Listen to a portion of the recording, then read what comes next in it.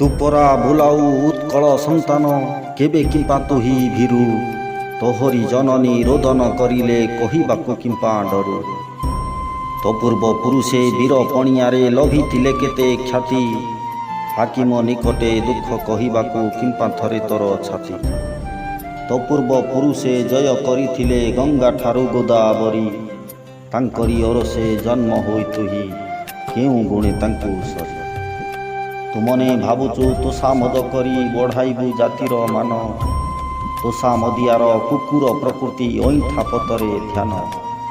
ତୋଷାମଦ ଅଟେ ଅନ୍ଧାରି ଗୋହିରି ସ୍ୱାର୍ଥ ତହିଁ ଲୁଚି ବସେ ସରଳ ପଥିକ ବାଟରେ ଭେଟିଲେ ଅକାତରେ ତାକୁ ନାସେ।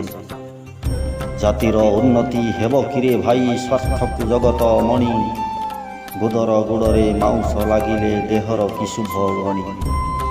ଜାତିର ଉନ୍ନତି ସେ କାହିଁ କରିବ ସ୍ୱାର୍ଥ ଯାର ବ୍ୟସ୍ତ ମନ ଶାଗୁଣା ବିଲୁଆ ଚିକିତ୍ସକ ହେଲେ ଶବ କି ପାଇବ ପ୍ରାଣ।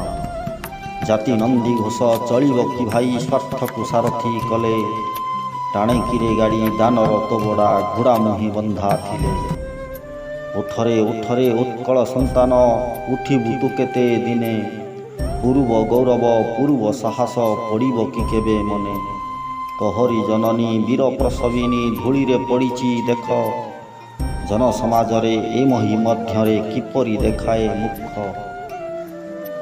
ତୋଷାମଦ ଛାଡ଼ି ସ୍ୱାର୍ଥ ପରିହରି ସତ୍ୟକୁ ଆଶ୍ରୟ କର 2 ଦିନ ପରେ ସ୍ୱାଧୀନ ରାଷ୍ଟ୍ରରେ ମଙ୍ଗଳ ହୋଇବ ତୋର ମଙ୍ଗଳ ହୋଇବ ତୋର।